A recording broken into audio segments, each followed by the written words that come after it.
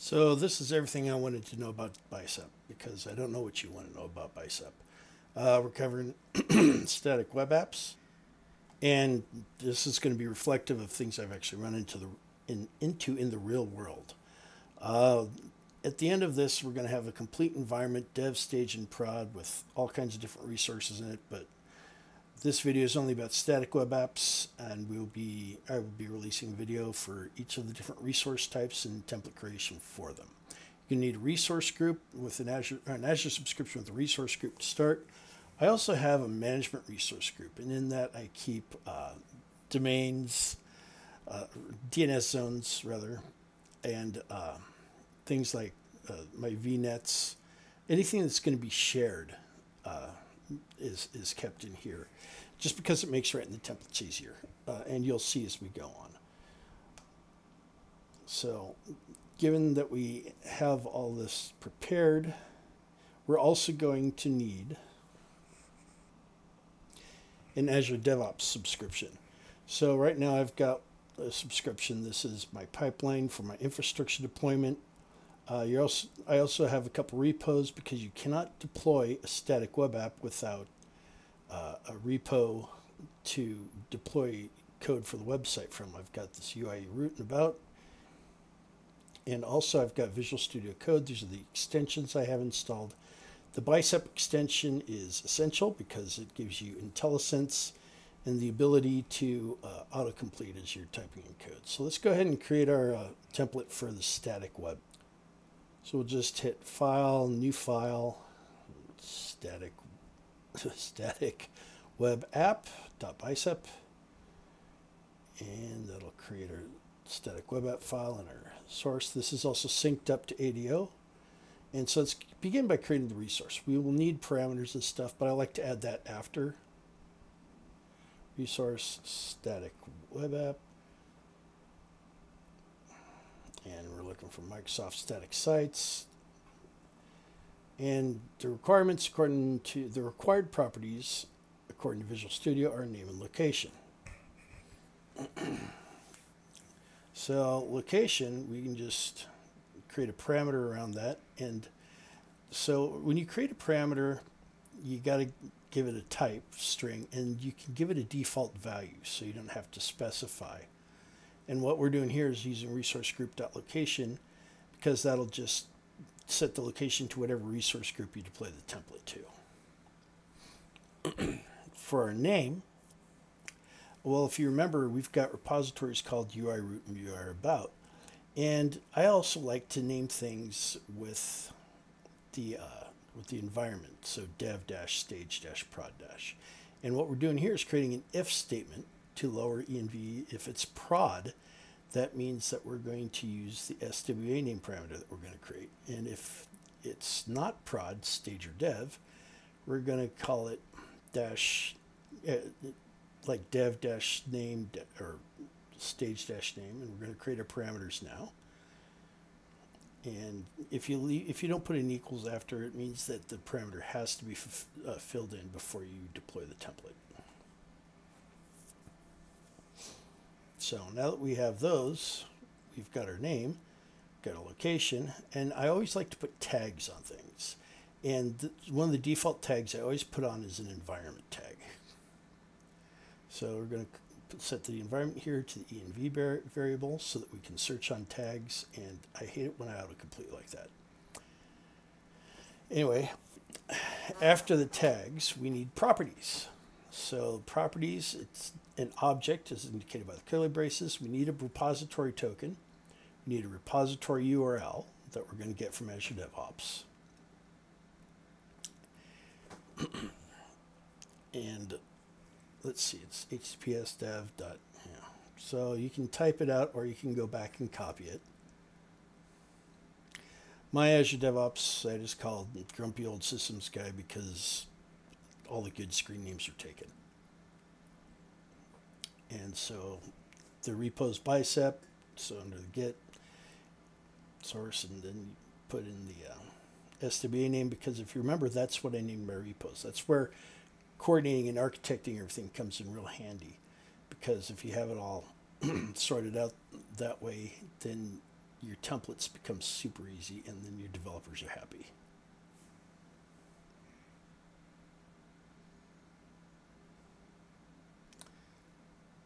So the other thing is for the repo token, to keep things secure, kind of for the video, I just plugged the repo token into this text file. I'm going to drop it in, and what we're going to use is a function in Bicep called load text content. And so you just specify the name of the file because it's right there in your source.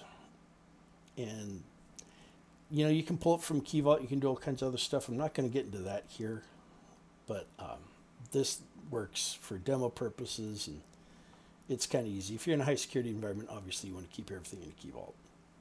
So our branch, we're going to go to lower env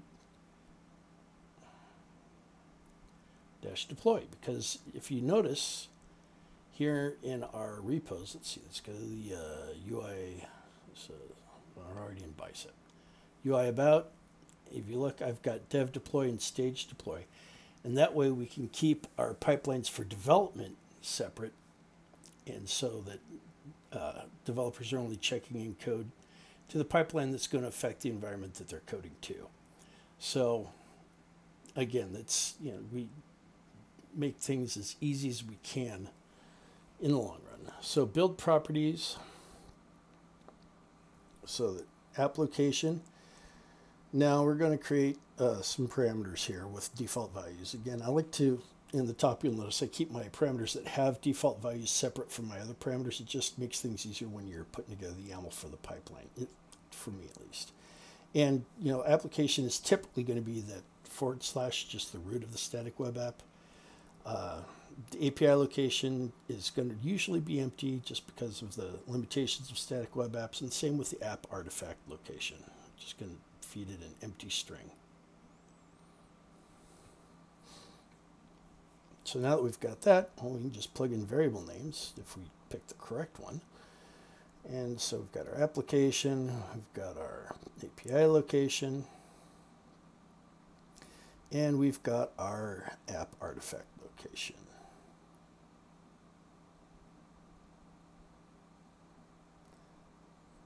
Okay.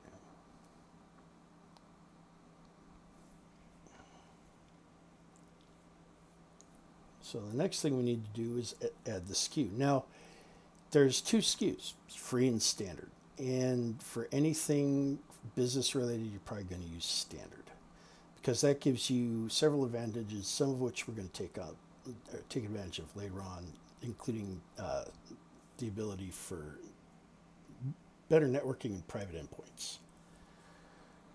So let's see. I think we got just about. And so let's go ahead and just commit this. Do our very verbose commit comment. Save. Sync it.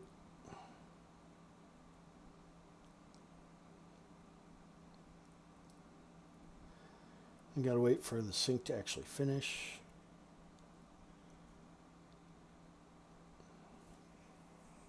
There we go. And no, I don't want to do that.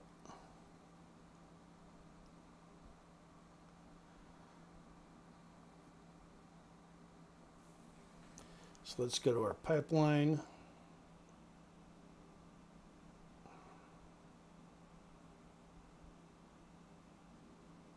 Bicep. I clicked on it. We're going to edit the pipeline and we'll take a look at our YAML here. I've got some YAML pre-staged here. The important part of the YAML for this is the override parameters for pipeline, because this is where we enter all the information for the parameters we declared that don't have default values. The CSM file, make sure you've got the right static web or the right Bicep file listed in there. And make sure you have your resource group correct, because that's going to define your location in our case, among other things. So let's watch the job. And how many times do I have to click this? There we go. And it's successful, but you may have noticed there was an error. I corrected that off camera. The static web app.bicep was not saved in the correct location. I had to move it. So there we go. We've got a static web app. Let's open this up, take a look, and we have, it's there. The code's deployed, see the source, but this goofy URL is kind of useless. So we should probably do something about that. So in order to do that, we're going to have to add a custom domain, but custom domains need to be verified. So I'm going to create ourselves a CNAME record. And now, so if we go and we go do CNAME, let's see, it's Microsoft DNS zone CNAME. There we go. And we're going to equal, put in our required properties, or miss that tab. Okay, so we need a name. We need just a sec. Well, first, actually, we need to declare what DNS zone it's going into. So let's get our public DNS, our network DNS zones. Existing, the keyword existing means we're just using this resource to reference something that's already been deployed. So existing, enter the name of our DNS zone. In this case, I've actually purchased public domain name, and I've got my DNS zones in Azure because that makes it so easy to just automate everything. So let's put in the name. And we're going to use an if statement here because I've got different DNS zones for each environment. I've got dev.biceptest.org, stage.biceptest.org, and prod. So again, we're going to do an if statement on prod. If it's prod, then we're just going to go to, oh God, what was it? Oh yeah, the biceptest.org. And now the thing is, we got 3 variables here. So what we're going to do is actually nest an if statement inside an if statement. Or easier than that, let's just do env-biceptest or env.biceptest.org. Yeah, and remember the 2 lower, you know, we use the 2 lower because what if someone deploys this template and does goofy name things? And it's necessary because while DNS is not case sensitive as resources are, and the DNS zone is the resource name in Azure. And we also got to do our scope, and the scope says, hey, this is the resource group that this resource we're referencing is in. And so I like to use management RG name as a variable because if I've got all that stuff in one resource group, then I can declare, not variable, parameter, I can declare one parameter and get everything I need. So the resource for the CNAME, we're going to do the if statement. And by the way, if you just type if, it'll auto-populate and show you where everything belongs. It's kind of handy. So again, if it's prod, the CNAME is going to be static web app name. And if it's not, it's going to be the environment dash. Because we want to keep everything consistent. I mean, you can give a custom domain to whatever host name you want, but like I said, I like to keep things consistent. In the parent, we got to declare the parent. Uh-oh. Notice we've got a lot of angry squiggly red text. The problem is that resources computed scope, basically we're deploying this into one resource group, but we're trying to declare a parent in another resource group, and Bicep doesn't like that. So we just got to cut all this or copy and then delete it. And we're going to create what's called a module. So we've got to create a new file, cname.bicep. And let's see, cname, that's the right place. Don't want to make that mistake again. We'll just paste everything in here and then we'll just fill it in. So we're going to need to make a few changes here. First, let's put our parameters in. So we've got the environment, we've got the SWA name. And we got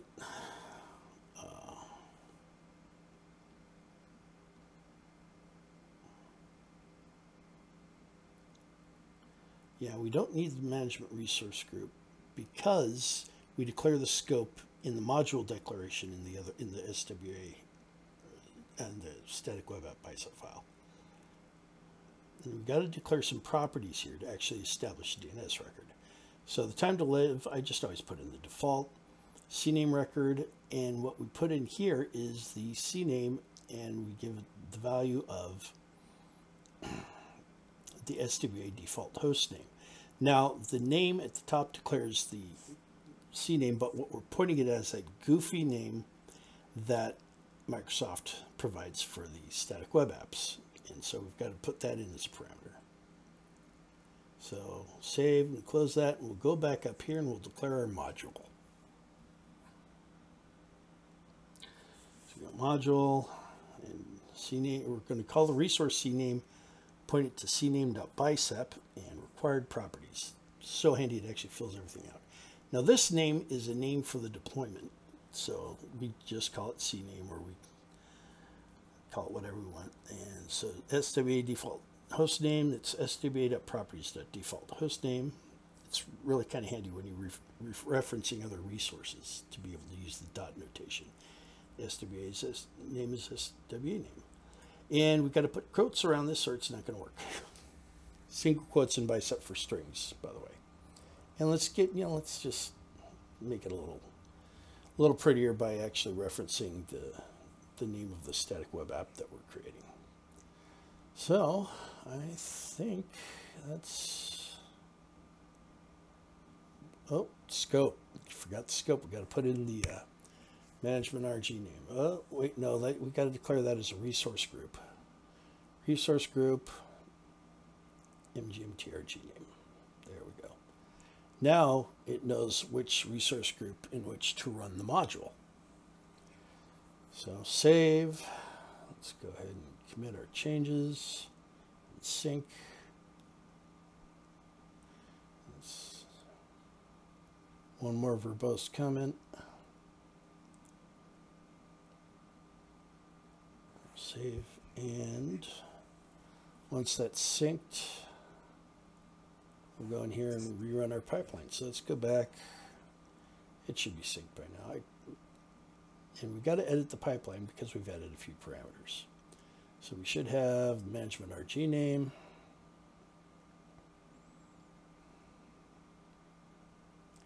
And I think that's it. Yeah, let's just go ahead and save that and double check.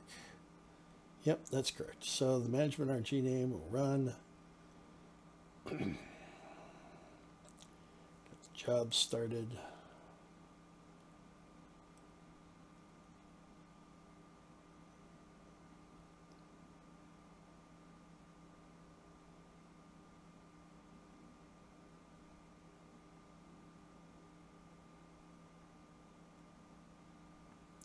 Oh yeah.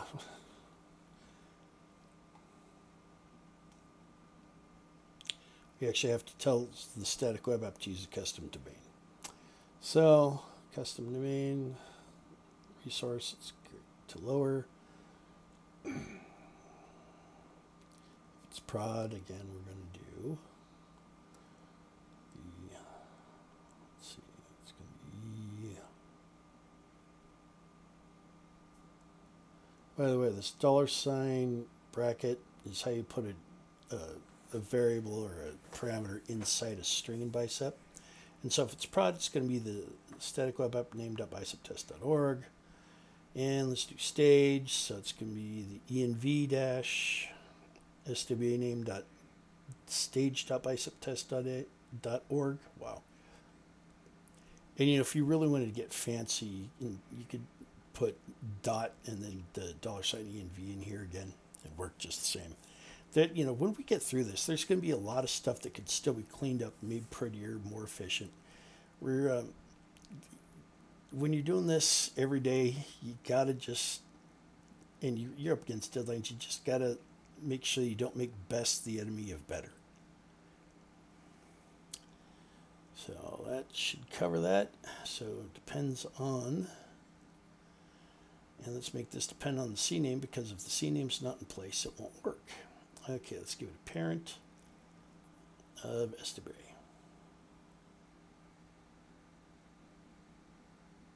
Oh. Wrong custom domain. There we go. Custom domains. Okay, now that works. Okay, come in sync.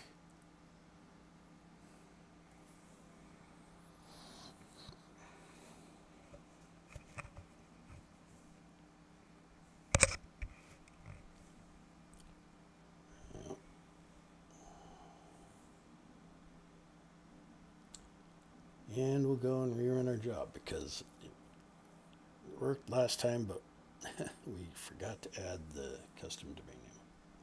So all of our parameters are the same. Get rid of that assistant because it just annoys me. And we'll run the job and see if it works.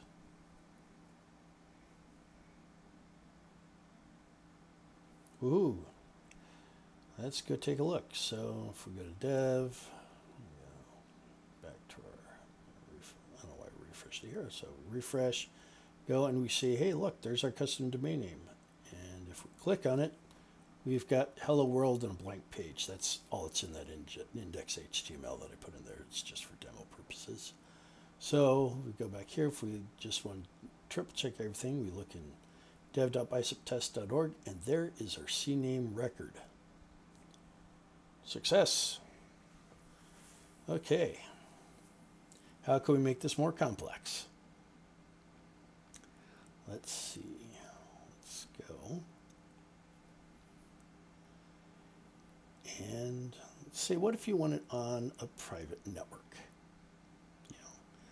So let's create a resource. We'll go to SWA_PE for private endpoint.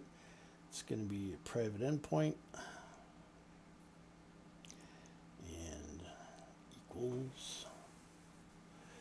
And the name is going to be basically the exact same thing we put in for the static web app name, except, it's the same thing as the static web app name. And then we'll just put a -PE on the end. And then we'll just finish filling out our if statement like we did before.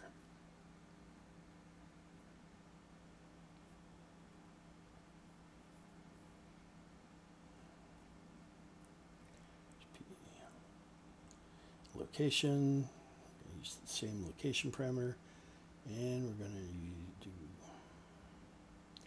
parent is going to be SWA. Wait a minute, you don't need a parent with a private endpoint because it is a separate object. It's not a child resource of the static web app. Private endpoints are used in all kinds of stuff. So in the properties, excuse me, we need to declare a subnet. Okay, so if we're going to declare a subnet, that means that we need to actually reference a subnet. Now, in order to do that, first we need to know what VNet it is in.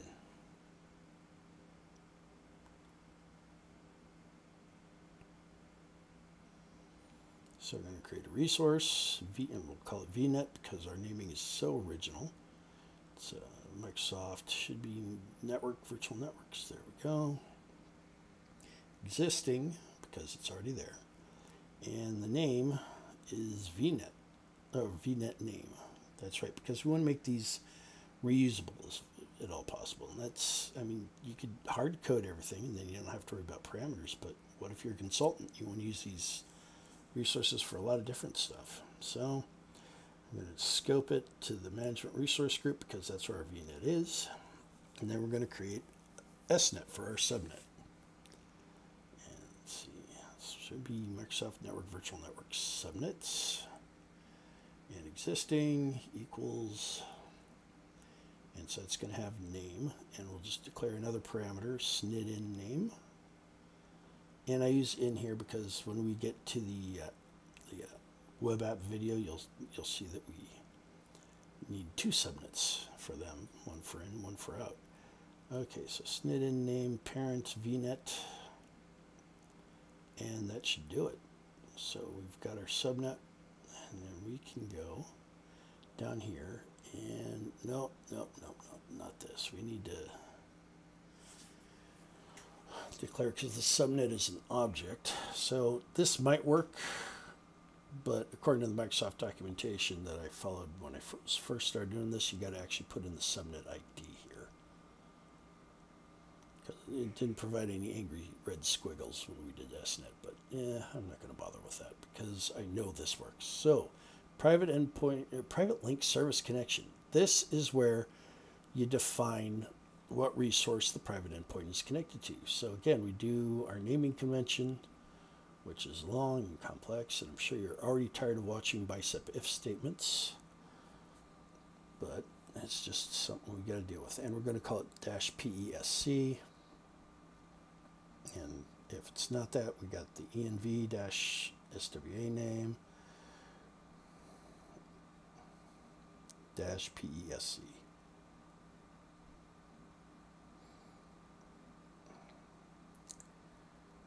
Got to also add the properties of it, and the private link service connection state. No, that's not it. Private link service ID, and this is where we plug in the input to our env equals prod. So once again, we got a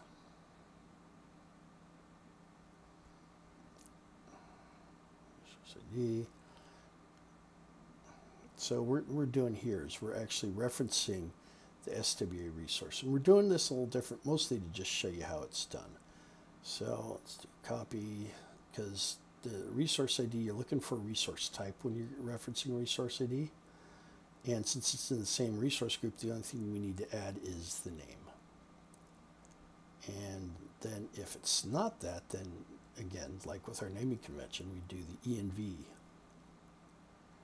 resource ID. Get a little happy on the tab complete here.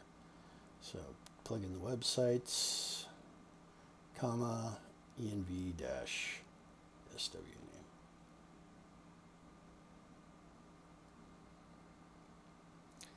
name. And I'm not going to bother showing how to reference another or an object in another resource group, because that's just a bad idea. Just keep your resources, their private endpoints, and the NICs associated with them in the same resource group. It just makes your life easier. And the group ID just tells you what kind of object it is that you're connecting to.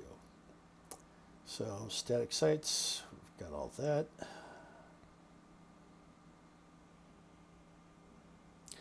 Let's add a dependency here because we want the whole thing to not try and start up before the static web app is in place. If you don't put dependencies in Bicep, everything tries to run at the same time. So now we're going to call, because we need to put in an A record, or we do this by creating a private DNS zone group on the static web app. But let's take a look here. We're looking for management resource group. We're looking for, geez, I gotta learn how to use a mouse one of these days. Private link, because the private link.azurestatic@webapps.net is where your A records for your hosts are kept. So copy them. So we want to get this zone because we're going to update it, kind of. So we're not actually manually putting in an A record, but we are actually going to be referencing this DNS zone, and we got to scope it again to the MGMTRG name. We're not trying to deploy a child resource of it, so we're safe doing that without a module. So resource A record, and I should have called this private DNS zone group, but yeah, it's an A record that ultimately gets created. So equals required properties. Give it a name. Again, one more time. Keep doing this.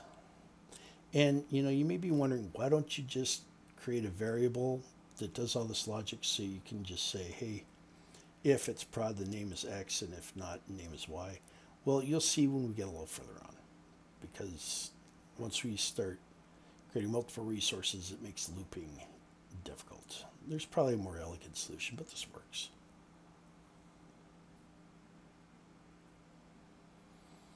So we've got our ESDBA name. And you notice what we're doing here. We're doing the /default because we're calling to the private endpoint name. This is another way of declaring a parent. If you put the resource name / something else, you're declaring everything before that / is the parent. So private DNS zone configs. Let's go ahead and create a name. Private link. Now what we're doing here is we're calling this private link underscore Azure Static Web Apps or Azure Static Apps _net. That's just the naming convention Microsoft uses, so I just copy it. You never really look at it, so it doesn't matter. So we provide a DNS zone ID for the private endpoint to register its DNS name with and its IP address so that you actually get the A record. Because when you have a public record, it's aliased, as you saw, to AzureWebsites.net. But when you put in a private link, AzureWebsites.net automatically creates a CNAME pointing to privatelink.AzureWebsites.net. And we have to make this depend on the private endpoint and the priv DNS resources because without those it won't run. Okay, let's go ahead and commit and sync. Let's see, modified, yeah, static web app, save. And let's go. Let's see, make sure that we've got the VNet name and the SNIDN name to add to our pipeline. So let's do that. Let's see what VNet name is VNet. And what's the SNIDN name? Because who remembers all this stuff? dev-appin. Okay. So we're going to, and you notice that the naming convention continues throughout pretty much everything. I could have declared, you just give it a name and then the environment is appended to the name as a variable. Yeah. Again, you're going to find every time you create one of these 100 different things you could have done to make it smoother and better looking. Let's see, was that dev-appin? Okay. And the bottom line is the only thing that matters is does it work? Okay, SNIDN name, make sure I got the VNet name. Did I spell those correctly with the proper capitalization? Yes, okay. Yeah. Save. And then we'll run this pipeline and we'll see if it works.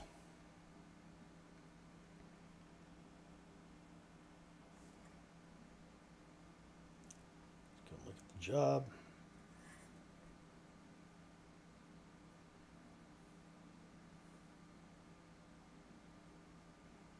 Okay, so we've got everything is green, so everything should be perfect, right? Let's take a look. So let's refresh on our resource group. Okay, we've got our private endpoint, we've got our NIC, we look in here. We still have our custom DNS name. If we look at our private endpoint, where is it? There it is. Say, hey, look, there's a private endpoint, it's connected. So now,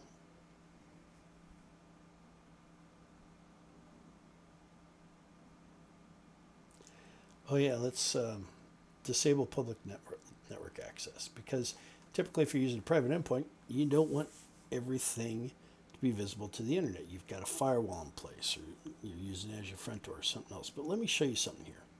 So remember I was talking about the CNAME records that are automatically created? Well, let's look up dev-ui root.dev.biceptest.org and take a look at this. So that looks correct. We've got that goofy URL .azurewebstaticapps.net, but if you look here, the 3 in the name has been stuck after private link. So if you're trying to get to this from the public world, it will never get to it. This is a bug in Azure DNS, so we have to put in a fix for it. So guess what? We're creating another resource. Okay, so it's resource CNAME fix. And this one is going to be a deployment script. And we're using a script for this. Just A, to show you how, and B, it turned out to be the only thing that really works because, you'll see. Let's see, so cname fix-env.stva name. And so in order to do this, we also, and now it's going to give us the angry squiggly text until we tell it what kind of script it is. And kind. Now you can do a CLI or PowerShell. We're using PowerShell because I like PowerShell. And we give it an identity. Now here's the thing, it needs credentials under which to run the script. So in order to do that, you need to have in your, management resource group, or wherever you store it. Like I said, I like to keep this stuff together. Deploy. So I've created the managed identity already. Two things it needs to have. It needs to have contributor access everywhere it's going to be. Well, where is it? The real site. Okay, it needs, come on. Yeah, contributor access everywhere it's going to be making changes. We're going to modify this when we go to stage and prod. And it needs to be a managed identity operator, or it won't be able to, the script won't run. Okay, so now that we've done that, let's declare another resource for the managed identity. It's called managed ID, and it's going to be user assigned identities. There it is. And tab complete, existing equals, and required properties. Name, it's deploy. Again, this is something you could parameterize if you want to use it in multiple places. Parameterizing some things or not parameterizing others, because that's just what I feel like doing right now. You know, there's, like I said, you can make this stuff as pretty as you want. I want to show the functionality. Okay. And so now that we've got that, we say type user assigned. And then we go and declare an object of user assigned identities. And so we have to declare this as a string value, which is why we've got the single quotes, managed ID dot ID and the colon. And the open and close brackets, I have no idea why it needs it. It's just one of those things it needs. So let's create some properties for the resource. The first property is going to be cleanup preference, and we always want to do that because when you run a script, it creates a container and a storage account temporarily. I want that out as soon as possible. Retention interval, that's how long it keeps the script around when you're done. I tried doing 1 hour because supposedly it supports 1 hour, but apparently I don't know the correct notation. And it says it's supposed to follow, what was the ISO? ISO 8601 patterns. And I looked it up and I couldn't make anything other than P1D work. Well, I didn't want to do anything longer, and so I just leave everything. Force update tag. I use UTC now. The default is 1. I put that in because it means every time you run the template, the script will run. Okay, we need to give it a PowerShell version. Arguments. This is basically where we're going to put our parameters. And script content, notice the 3 single quotes and 3 single quotes. That means you can enter your script multi-line. Now, I like to develop my PowerShell scripts in the ISE or anywhere other than within that Bicep template because there's no IntelliSense. It won't tell you if there's going to be any errors. It's just going to make your life miserable if you're trying to code your script there. So I'm going to create space for our parameters, but we'll get to those here in just a bit. And we're going to kill that commands window. And let's see. The first thing we need to do is declare a CNAME variable. And that's going to be, in parentheses, we want to use the get-az static web app. And this is, so we can reference properties of it. Name, and again, we'll just use the name variable, and we'll plug that in later. Resource group name, we're going to call this app RG name because that's where the app sits. And we want to get the default host name. And the reason for that is we're going to modify our CNAME. So we're going to replace AzureWebsites.net or AzureStaticApps.net with privatelink.AzureStaticWebApps.net. So now we've got the funky URL with private link in the middle, where it should be. So that's our new value. And what we're going to do is we're going to shortcut around Azure Static Apps.net. So we're going to get the current DNS record set that has our current CNAME in it that points to Azure Static Apps.net. And what we're going to do is we're just going to change that to point to privatelink.azureStaticApps.net. And that's how we're going to work around that Microsoft DNS, the Azure DNS bug. And hopefully by the time you try this, that bug will be gone. And you won't have to take this step. So, oh, and we're also checking the index 0 of the records because the records in a record set are an array by default. Even though you're typically only going to ever see one, what we do is we take that property, we modify it, and then we use the set AZ DNS record set to apply the changes. And now let's add our variable, or our parameters. Sorry, so we've got name, we've got, let's see, app.rg name, zone name. Now we'll do app.rg name. And we also have to have our management RG name.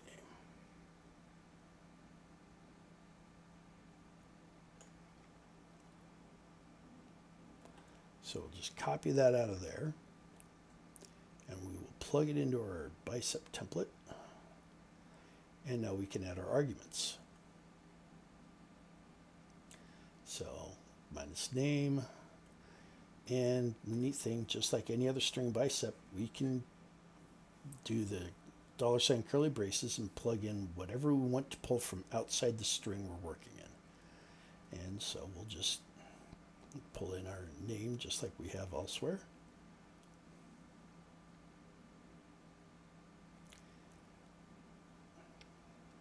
And let's see, that's env, or yeah, env-sdba name.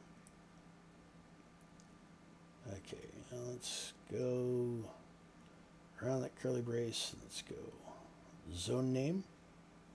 And again, this is going to be another if statement. Let's see.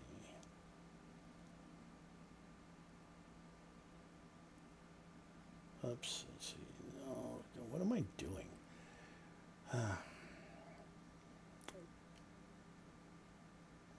Let's just create a variable for this. So let's create a variable. We'll call it suffix. And we'll place our if statement here. If it's prod, it's biceptest.org.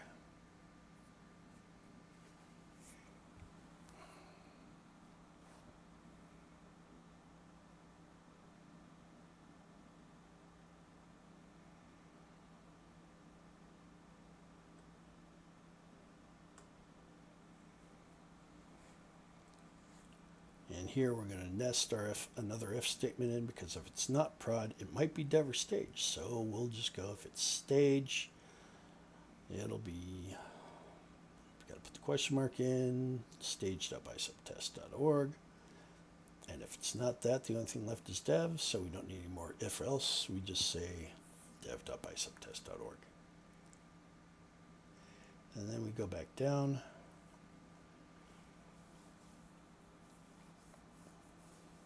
And we plug in suffix. Okay, so the next thing is the app.rg name. And then we can just be real tricky here and just resource group dot name. And oops.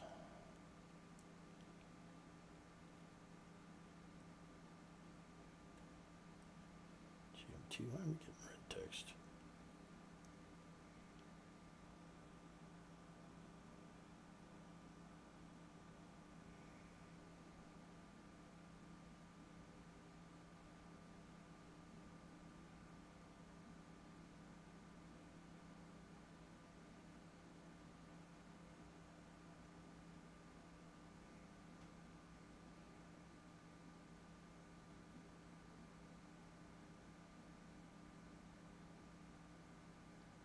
Okay, we'll commit and sync.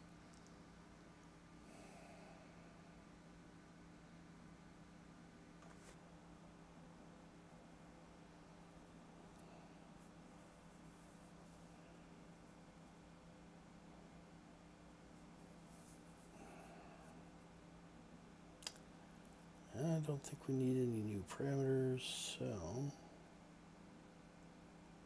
let's go and run.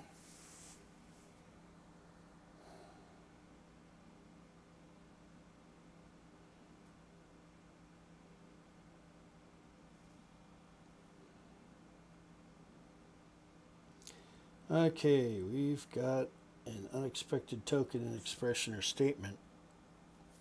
And what we see here is a reflection of me trying to multitask and making typo after typo. So we delete that curly brace, and maybe it'll work this time.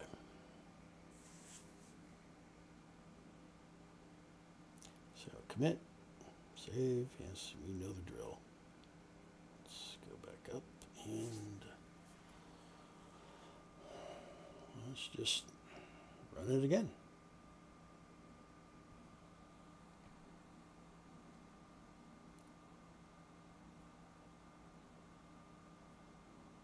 Hooray, success, at least according to the pipeline. Let's go double check on everything.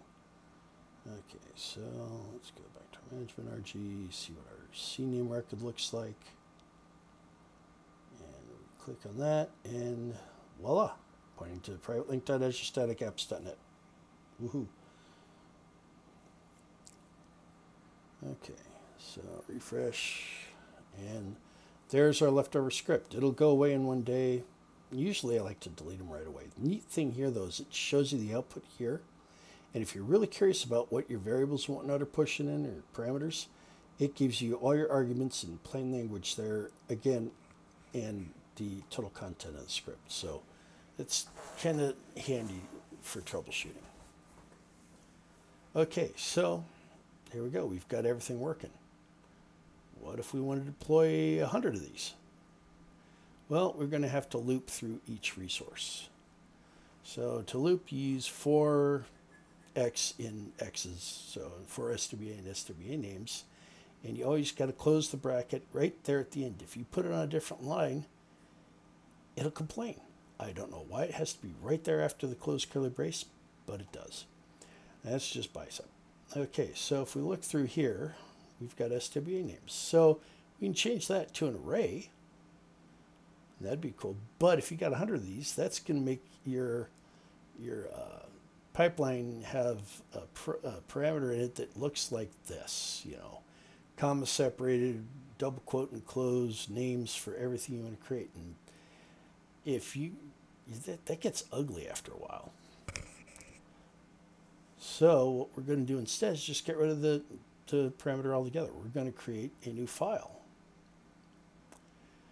So this we're going to call SWA names.txt, and it's just going to be a text file. Technically, it'll be kind of like a CSV because we're using commas as the delimiter. You can use anything as the delimiter, but we're just going to use commas. Create our two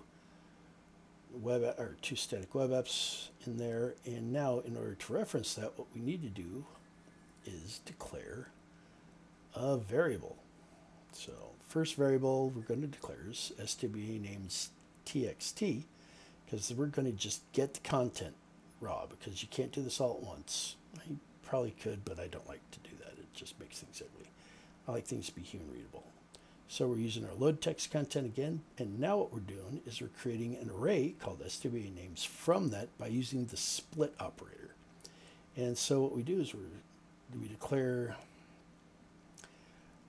what variable we're splitting and the delimiter. That's it. SWA names text and comma. So now we have in SWA names an array that we can loop through. So let's go down through here for SWA name and SWA names. Let's see. And that we can pretty much leave alone. So, yeah. Now if we go down here to our CNAME Bicep,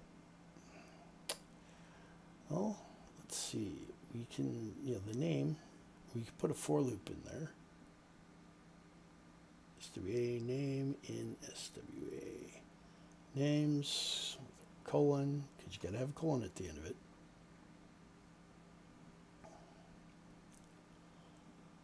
And then you get down here, close it, And here's where we're going to do a property because we're referencing the default hostname property. And if you're in the middle of a loop and you've already also looped through the SWAs, you don't know which one you're calling. So we're going to have to create a new resource. And yes, it's going to be another deployment script, our favorite, if I can spell it correctly. Deployment scripts. There we go. And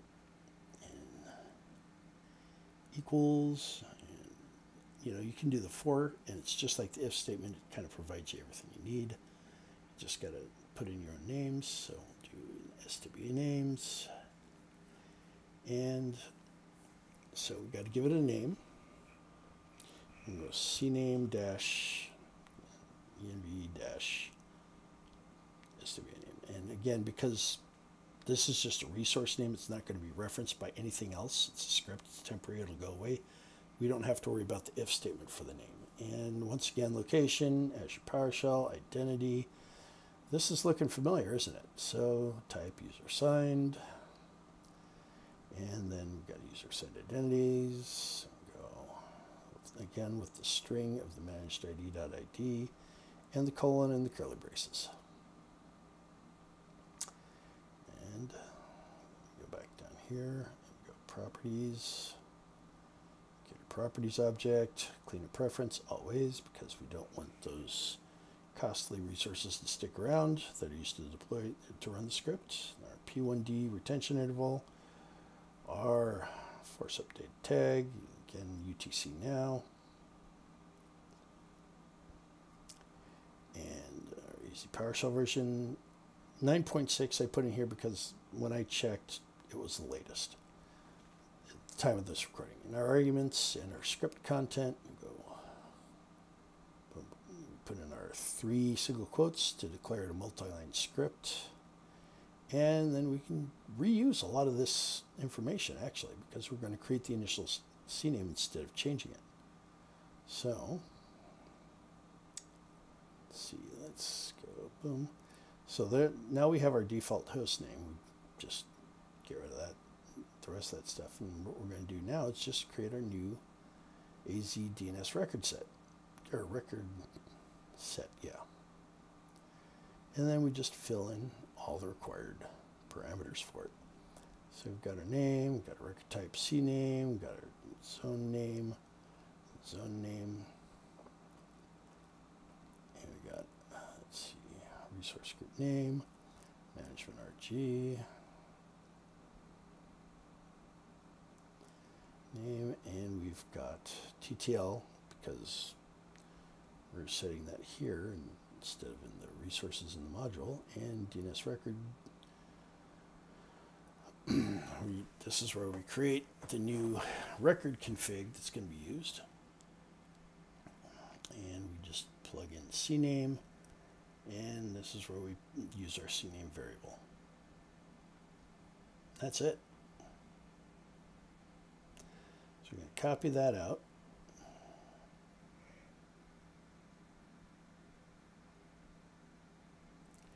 Go back in here, we're going to plug that in, and we're going to go, we've got to fill in our arguments. And minus name, to lower, env is prod. They should all look way more than familiar to you by now.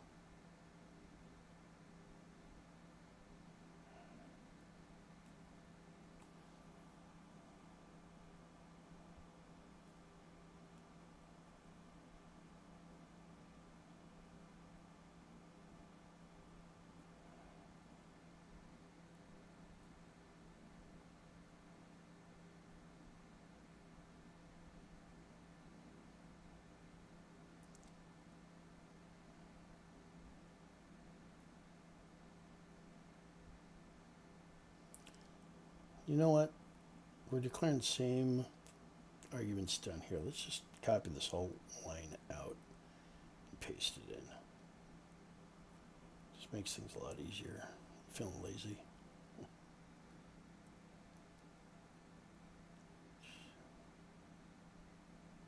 Wait, I just pasted that over itself. Okay, let's scroll up to the right place.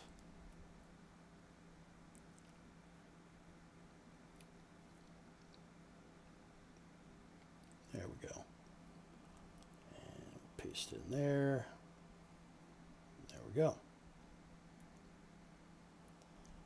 So now we've got that set up as a loop.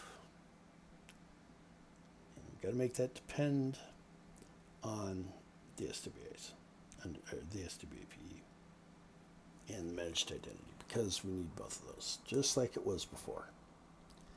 Okay, now let's do our custom domains. Again, same for each syntax here.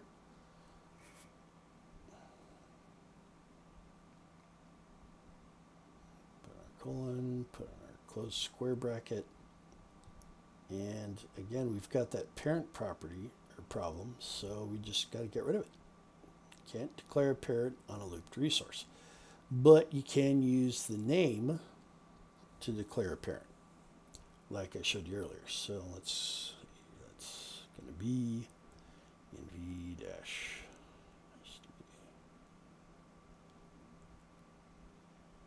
slash, and oh wait, this is a prod.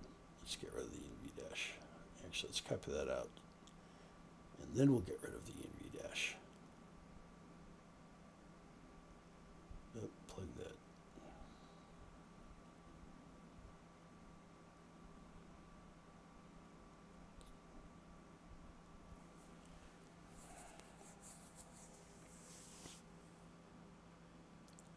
Okay. Look back over that. Whoops, let's put that back in. Duh. Okay, so now we've got a loop with parents in it. Just sneaky way that Bicep needs you to do it. Okay, so now we've got a loop through the private endpoints. Same story here. But we've already got the parent notation. Well, I mean, it's not even that. We're using the resource ID to declare the private link service ID. So we don't need to worry about parents because its private endpoint doesn't have parents. Everything else, the subnet ID, there's no loop on that, so it's always going to be the same. So it looks like everything should be good. The right dependency. Okay, private DNS, we don't need to loop anything through there, but these A records we do. So let's go SWA name and SWA names, colon, put our square bracket at the end, and notice we are using the proper parent notation in here, so it should be okay.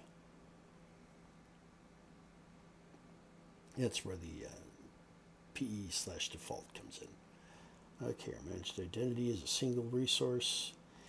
And again, I know things kind of look a little bit out of order, but this is just the order in which we did stuff. If you're doing something like this from the beginning, you make it look a lot better. If you're trying to do your looping all together and make it if you're going for this result from the beginning, I just wanted to show each stage, just static out web app by itself, and then with the CNAME, the private endpoints, and just kind of growing everything up. So it's a little messy. Let's see, I think we have everything. What is the problem here?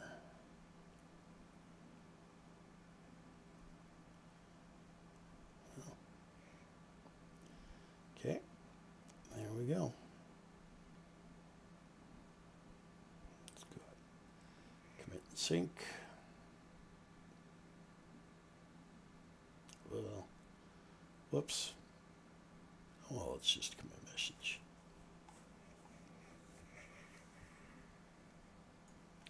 Okay, let's go ahead and run this and see how it works.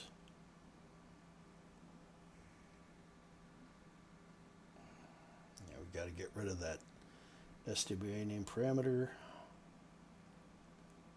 and let's see if we can't break it.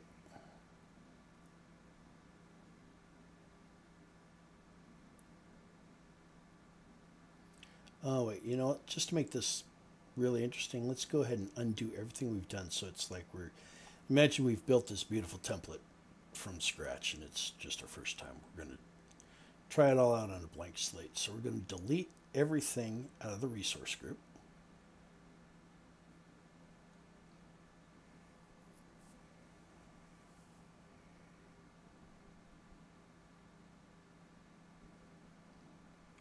And we're also going to go delete our A record and our C records, or C name records.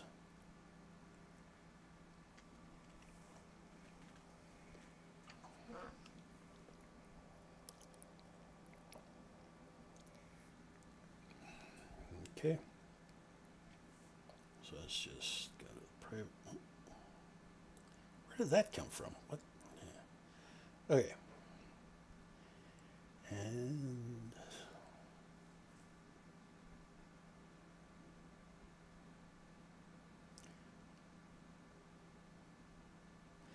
oh, that's right. When we deleted the private link, the DNS zone group goes with it so that it pulls its own A record out. It's kind of self-cleaning. Pretty handy. Okay, everything's gone. Let's go ahead and run. Which is why we use zone groups instead of like straight up A records. The self-cleaning aspect is really handy. That, and it keeps us from having to look up IP addresses. Uh-oh, we've got an error. What is this? We have got resource record, dev UI root, must exist in resource, blah, blah, blah. Let's go take a look here. Huh. So the script failed because it couldn't find the resource dev UI root. Now, didn't this just work? Well, we're looping, so things are a little different. So we need to add dependencies. Because without the dependencies, the resource doesn't know it needs to follow anything else. So we've got to make it depend on the private endpoint, the managed ID, the CNAME record, because if any of these things don't exist before that resource tries to deploy, it's going to fail, like it just did. And let's go ahead and make it also depend on the A record, even though it doesn't technically need to. I just feel like adding dependencies. Okay. Oh, another thing, if you're worried, sometimes when things loop, you can set a batch size so that only a certain number of the resources can be created simultaneously. I only do that if I run into issues, because it's good troubleshooting, and sometimes you do need things to run sequentially. Otherwise, you can have batch sizes of like 3 to 5 or more. So it's creating a bunch of resources in parallel, which really cuts down on the deployment time. It's really handy if you're deploying hundreds or however many of a type of resource. But again, you can run into dependency issues like we just did. So let's rerun this. Run new, run, and let's see if we are finally there. Okay, here we go. Woohoo! Success! Okay, let's go check our records. Look at that, we've got our CNAME records, and if you look here, they're both pointed to private link. If we go over here, let's just go back to dev. Everything's there. We've got our scripts, because we had 2 scripts for each resource, so we have 4. If you go and look at dev UI about, you've got the correct URL. Everything's working. Hooray. And I know a lot of it wasn't the prettiest code ever. Like I said, I wanted to do it in that order to show just kind of escalating functionality. You can make things as pretty as you want. The key is planning. And a good naming convention, especially with static web apps, really helps cut down on the number of parameters and variables you need to use.